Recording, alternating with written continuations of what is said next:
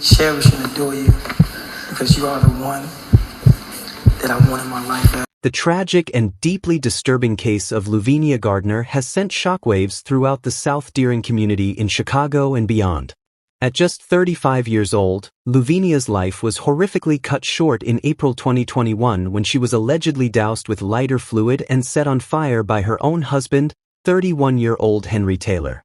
This horrifying act unfolded inside their shared home, and despite Luvenia's desperate attempt to save herself, running for help while engulfed in flames, she ultimately succumbed to her injuries more than a month later.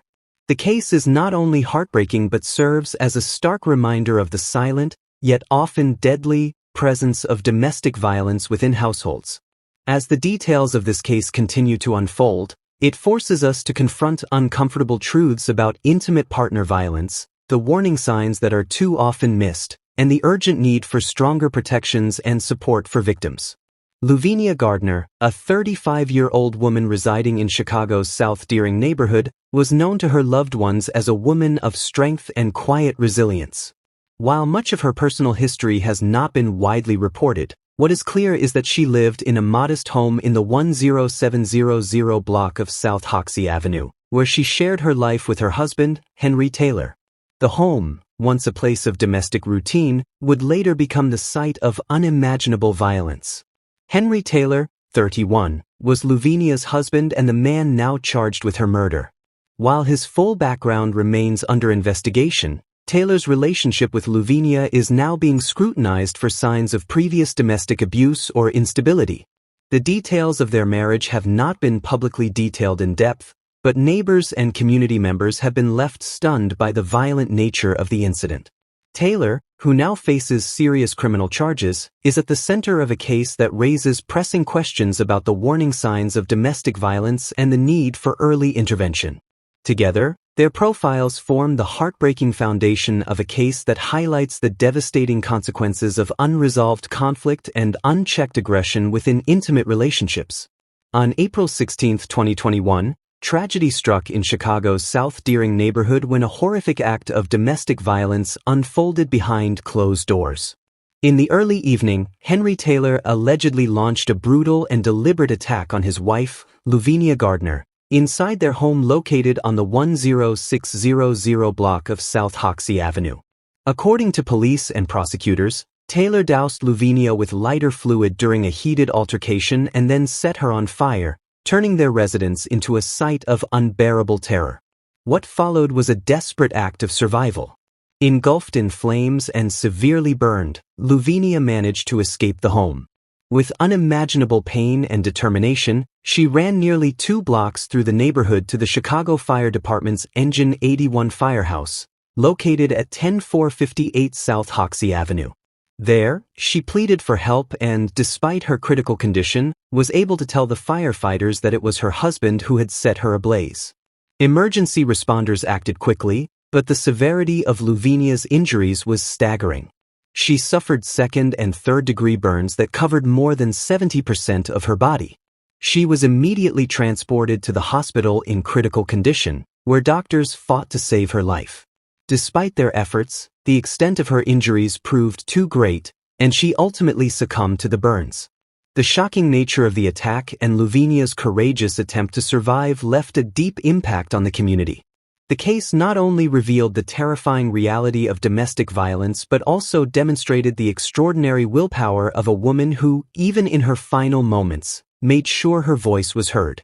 Following the horrific attack on April 16, 2021, Luvenia Gardner received immediate medical attention after arriving at Engine 81 Firehouse, where she informed firefighters that her husband, Henry Taylor, was the one who had set her on fire. First responders quickly stabilized her and transported her to Trinity Hospital for urgent care. Due to the severity of her injuries, second- and third-degree burns covering more than 70% of her body, she was soon transferred to the University of Chicago Medical Center, a facility equipped to handle critical burn cases. Over the course of several weeks, Luvenia fought for her life. Despite the best efforts of medical personnel, her condition remained dire. The extent of the burns and the trauma to her body were simply too much to overcome. On May 21, 2021, just over a month after the attack, Luvenia passed away at the University of Chicago Medical Center. Her death marked the devastating end of a tragedy that had begun with unimaginable violence.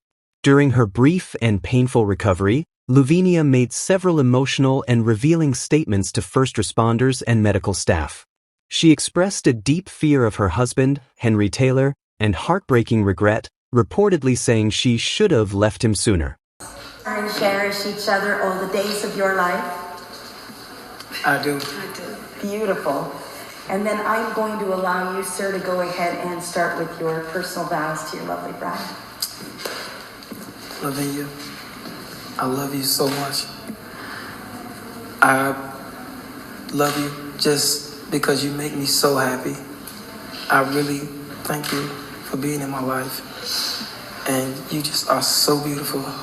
And I really cherish and adore you because you are the one that I want in my life forever. Okay, Cindy. I'm going to go with the hand to yours, my love. Yeah, I got a book. Okay, and I'm going to leave a little extra. And you hold his hand if you can. Okay. Take your time.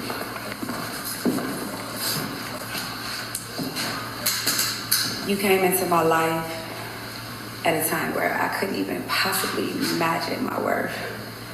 I thank you now because you helped me grow. And although I never forget where I came from, I always remember where I'm going. And that's with you by my side. Because it's going to always include us standing next to each other and side by side. I vow to continue to inspire you as you have always inspired me. I promise to give you my eternal loyalty and heart, for you are the only man I would ever need. Beautiful together. They made life first. They made life first. Better $100. All of God's promises with each other. It is truly now my great honor to pronounce you as husband and wife. You may seal your promises with a kiss.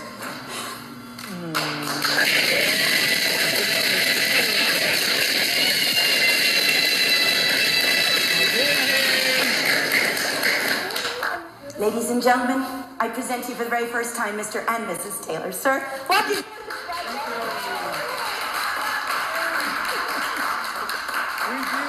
These words, spoken in the aftermath of a brutal act of domestic abuse, underscored the dangerous and volatile nature of their relationship, one that ultimately ended in her death. Meanwhile, Henry Taylor's actions following the incident drew immediate scrutiny.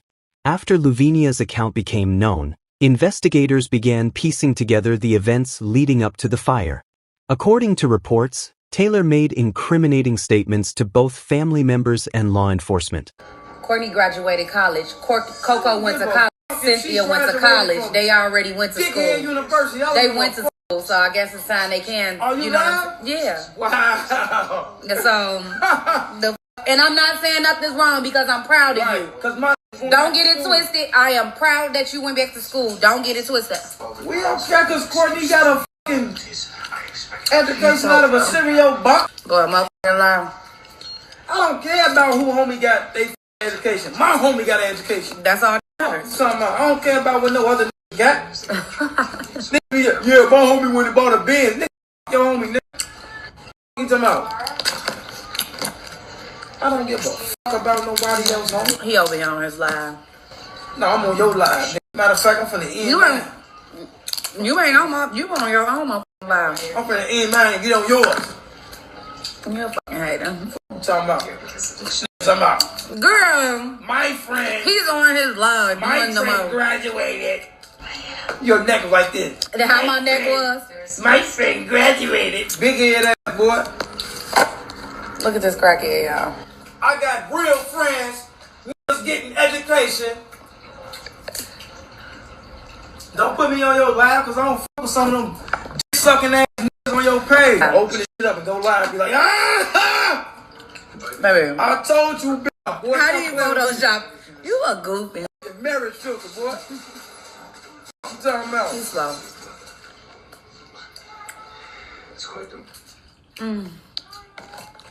Well, downloaded the marriage filter on the iPhone, boy. Oh, that's so sweet. So now, yeah, we got married. Boy, shut up. Go. Tell your mama to shut up.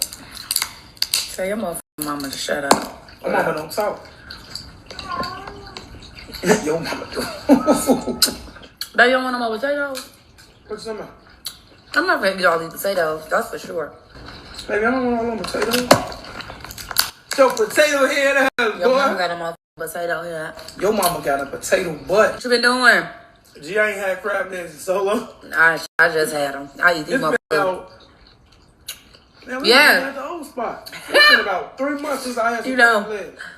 Because he talking about me on his live, so I had to get on my live and talk about him, but I end up eating. Your mama on my live, bro. Let me call her. Your mama, look, let me say how petty she is. She won't send me no friend request. She'll be on the outskirts and be like shit. You ain't even my friend. Then Cause soon as she get on the phone, what she gonna say? Oh, he always posting stuff. Henry! I told her. Henry! Let's stop saying my name like that. We wind up pregnant. Crackhead. You. You sure you want to take it there? Bro. You know my mama was doing drugs when I was a baby. You're a crackhead. You're a crack so baby. You tell my business? You just told everybody your business. I just co-sign. Don't worry about it. I see what the fuck I got to do.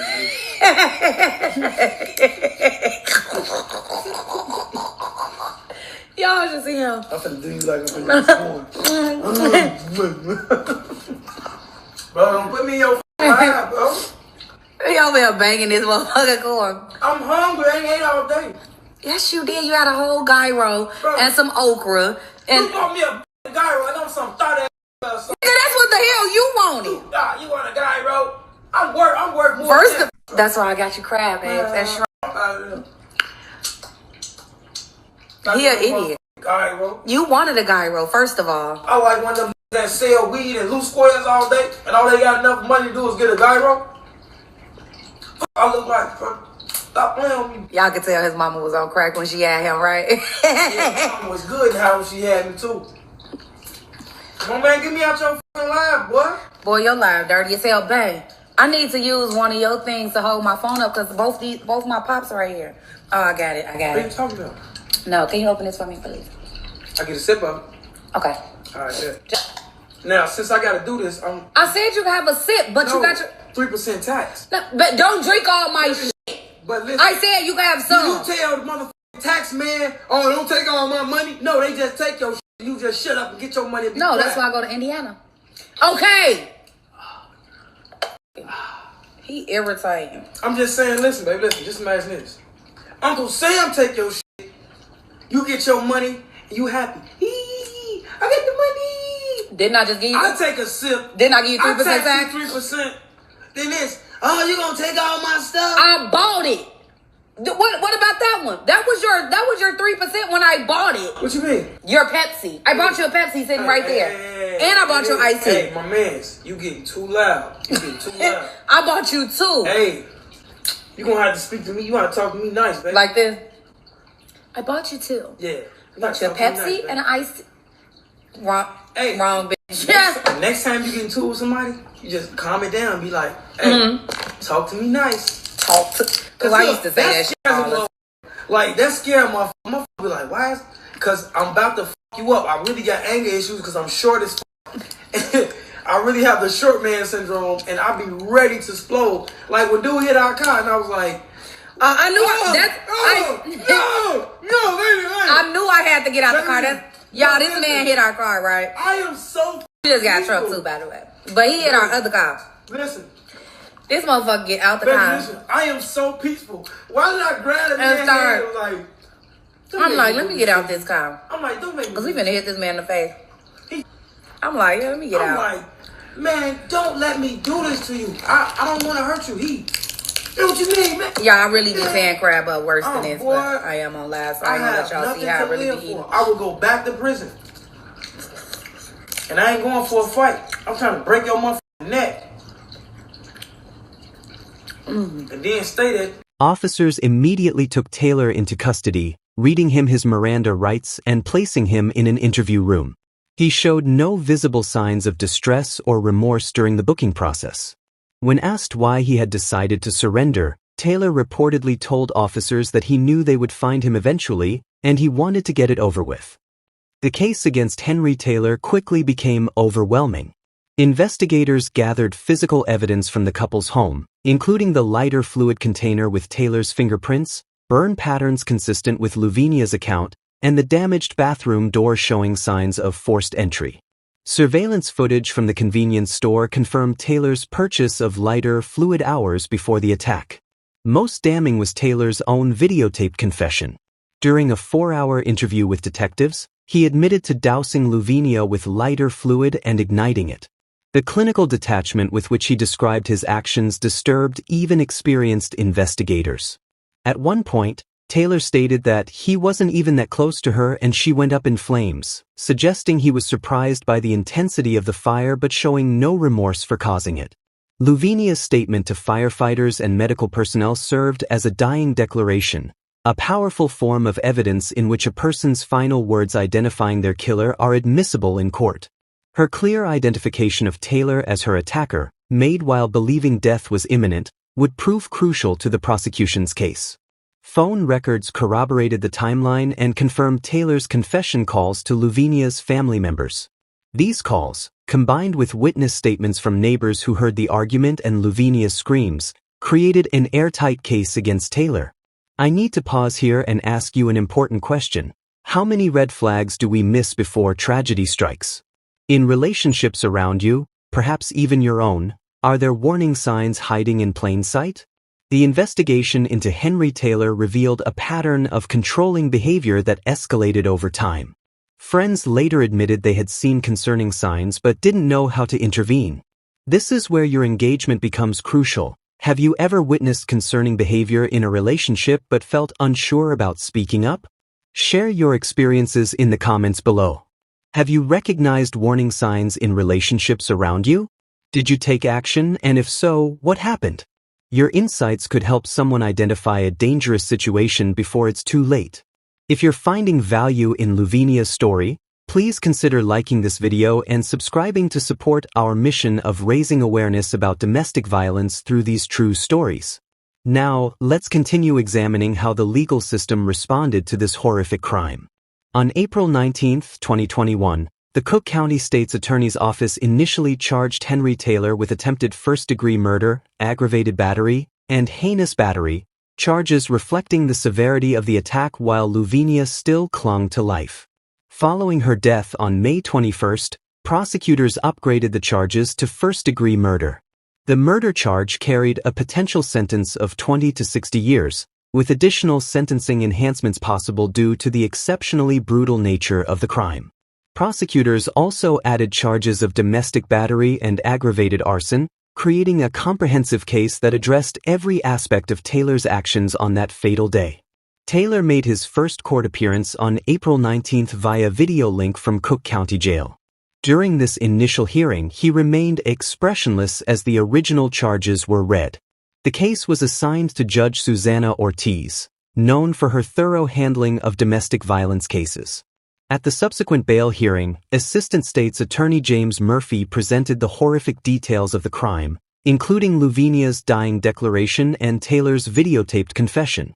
The prosecution argued forcefully against any possibility of bail, citing the extreme violence of the crime and Taylor's calculated actions afterward. Taylor's public defender countered with claims about his client's lack of prior felony convictions and ties to the community, but these arguments gained little traction given the evidence presented. Throughout these proceedings, members of Luvenia's family sat in the courtroom, many wearing purple ribbons symbolizing domestic violence awareness. Their silent presence provided a powerful counterpoint to Taylor's apparent indifference to the suffering he had caused. Judge Ortiz's decision was swift and unequivocal. Describing Taylor's actions as brutal and heinous, she ordered him held without bail pending trial. In her remarks, Judge Ortiz specifically noted the premeditated nature of the attack, pointing to Taylor's purchase of lighter fluid and his calm demeanor afterward as evidence of calculation rather than a crime of passion. The court finds that the defendant would pose a significant threat to the physical safety of any person or the community, Judge Ortiz stated. The methodical nature of this crime, followed by the defendant's apparent lack of remorse, suggests a dangerous disregard for human life. She further emphasized that domestic violence cases represent some of the most troubling matters to come before the court, as they involve the betrayal of intimate trust. Following the bail hearing, the prosecution began preparing for what they anticipated would be a high-profile trial, though they remained open to plea negotiations that would ensure Taylor received substantial prison time. The tragic timing of Luvenia's murder, days after her wedding, aligns with disturbing patterns documented by domestic violence researchers. Studies show that abuse often escalates significantly after major relationship milestones, particularly marriage. According to the National Coalition Against Domestic Violence, approximately 30% of domestic violence cases begin or intensify after marriage, when abusers feel they have secured control over their partners. The post-wedding period represents a particularly dangerous time, with incidents increasing by nearly 40% in the first year of marriage for couples with pre-existing tension. This pattern reflects how abusers perceive marriage as ownership rather than partnership. The legal and financial entanglements of marriage make separation more complicated, a factor abusers exploit to maintain control. For women like Luvenia, the reality is stark. More than 3 women are murdered by intimate partners every day in America, with the highest risk occurring within the first year of marriage or immediately following attempts to leave the relationship, exactly the circumstances surrounding Luvenia's death. Retrospective analysis of Luvenia and Henry's relationship revealed numerous warning signs that followed classic patterns of domestic abuse. Henry exhibited controlling behaviors that intensified gradually, monitoring Luvenia's phone, expressing jealousy of her family relationships, and creating friction between her and supportive friends. These isolation tactics are among the most common precursors to physical violence. Friends noted Henry's tendency toward explosive anger over minor issues, followed by periods of intense affection, a cycle of tension, explosion, and reconciliation typical in abusive relationships. His insistence on an accelerated wedding timeline may have been another control mechanism, rushing Luvenia into deeper commitment before she could fully process her concerns. Perhaps most telling was Luvenia's changing behavior. She began canceling plans last minute, became defensive when questioned about Henry's behavior, and showed increasing anxiety about disappointing him. Her social media presence diminished significantly, and she stopped sharing personal struggles with previously close friends, all classic signs of a person being systematically controlled and isolated. Luvenia's haunting statement, "I should have left him a long time ago," reflects the complex reality many abuse victims face. Victims stay for numerous interconnected reasons. Emotional manipulation creates powerful bonds where abuse is interspersed with affection. Financial dependence limits escape options. Fear of escalated violence upon leaving, statistically justified, as leaving increases homicide risk by 75%, and shame or self-blame cultivated by abusers. Many victims, like Luvenia, recognize the danger but hope for change. The progressive nature of isolation means that by the time violence escalates to life-threatening levels, victims often lack the support network, resources, and confidence needed to escape safely, creating the tragic paradox where leaving becomes simultaneously most necessary and most dangerous. Recognizing the warning signs of domestic violence early can be life-saving. Pay attention to partners who exhibit controlling behaviors, monitoring phone calls, demanding passwords, or checking whereabouts constantly. These behaviors often masquerade as care or concern but actually represent attempts to establish dominance and control. Be alert to partners who rush relationship milestones, pushing for quick commitment before a solid foundation of trust is established. This urgency often stems from a desire to secure control before their true nature becomes apparent. Similarly, extreme jealousy, presented as flattering at first, reveals possessiveness rather than love when it leads to accusations, restrictions, or monitoring. Watch for isolation tactics when a partner criticizes friends and family, creates conflict with loved ones, or makes attending social events difficult. This systematic cutting of support networks makes leaving much harder later. Financial control represents another critical warning sign, limiting access to money, demanding explanations for purchases, or interfering with employment. Perhaps most telling is fear, feeling like you're walking on eggshells, to avoid angering your partner. When someone exhibits unpredictable mood swings, punishes through silence, or displays disproportionate anger over minor issues, these behaviors indicate potential for escalation. Early verbal and emotional abuse almost always precedes physical violence, making these psychological warning signs crucial indicators of danger ahead. For those experiencing domestic violence, numerous resources exist despite often feeling isolated and trapped. The National Domestic Violence Hotline, 1-800-799-7233, operates 24 hours daily, providing crisis intervention, safety planning, and referrals to local resources. Their website offers chat options for those unable to speak safely. Local domestic violence shelters provide emergency housing, typically with undisclosed locations and security measures to protect residents. These facilities offer more than just physical safety. They provide counseling, legal advocacy, children's services, and transition assistance. Many operate their own hotlines for immediate local support. Legal protections include emergency protective orders, available through local courts even outside normal business hours. These orders can temporarily remove abusers from shared homes and prohibit contact. Longer-term restraining orders provide extended protection, with violations resulting in arrest. Financial assistance programs exist specifically for domestic violence survivors, helping with relocation costs, rental deposits, and essential expenses during transition periods. Organizations like Purple Purse Foundation offer financial empowerment programs designed for survivors rebuilding their lives. Technology safety has become increasingly important. Resources like the National Network to End Domestic Violence's tech safety site provide guidance on securing devices, protecting location data, and preventing surveillance by abusers. For those ready to leave, the Path to Safety app helps create personalized safety plans while disguised as an ordinary wellness application. Friends and family play crucial roles in supporting domestic violence victims, often serving as lifelines when professional help seems unreachable.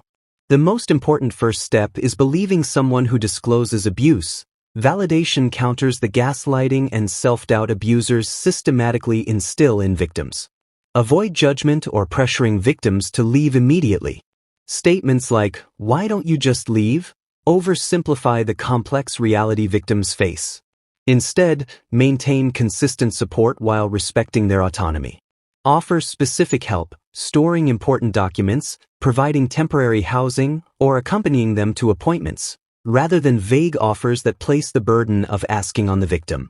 Help research and connect victims with local resources, offering to make calls together or drive them to services. Create a safety code word they can text or say during phone calls that signals they need immediate help without alerting their abuser. Document any incidents they share, with dates, or injuries you observe, as this information may prove valuable for future legal proceedings. Maintain connection even when victims return to abusers. The average victim leaves 7 times before leaving permanently. Rather than expressing frustration, understand this pattern reflects the complex psychological and practical barriers to leaving. Most importantly, recognize that supporting someone in an abusive relationship requires patience and consistency. Your unwavering presence may ultimately provide the foundation they need to leave permanently when they're ready. Luvenia Gardner's tragic story catalyzed meaningful change in Chicago's approach to domestic violence. In the months following her death, the Chicago Police Department implemented enhanced training for officers responding to domestic disturbance calls, with specific protocols for identifying high-risk situations before they escalate to lethal violence. The Luvenia Protocol now requires officers to conduct more thorough risk assessments during domestic calls, potentially saving countless lives.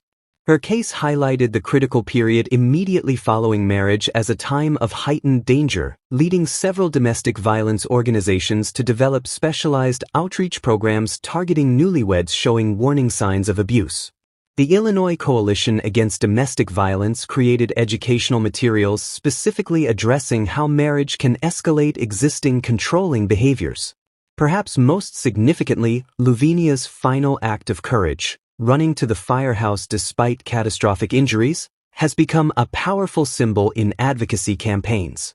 Her determination to seek justice, even in her final days, transformed her from victim to advocate, giving voice to countless others trapped in similar circumstances. On the first anniversary of Luvenia's death, her family established the Vivi Gardner Foundation, providing emergency financial assistance to domestic violence survivors fleeing dangerous relationships. The foundation focuses particularly on covering immediate needs, hotel costs, transportation, and essential supplies that often prevent victims from leaving.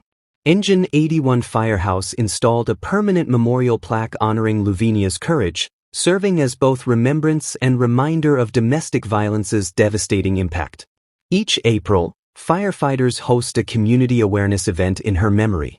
Local artists created a mural depicting Luvenia's portrait alongside purple butterflies, symbols of transformation and domestic violence awareness, on a building near her former home, ensuring her story remains visible in the community she loved. If Luvenia's story has impacted you, please take a moment to like this video and subscribe to our channel. By sharing her story, you extend the reach of her legacy and potentially help someone recognize dangerous patterns in their own relationship or the relationships of loved ones. I'd like to end with an important question. What would you do if you suspected someone you care about was in an abusive relationship? Share your thoughts in the comments below. Your perspective might provide someone else with the approach they need to help effectively. Remember, domestic violence thrives in silence. By continuing these conversations, sharing resources, and remaining vigilant for warning signs, we honor Luvenia's memory and potentially save lives. No one should have to run burning to a firehouse to escape their abuser. Through awareness and action, we can work toward a world where stories like Luvenia's become increasingly rare. Thank you for bearing witness to her story.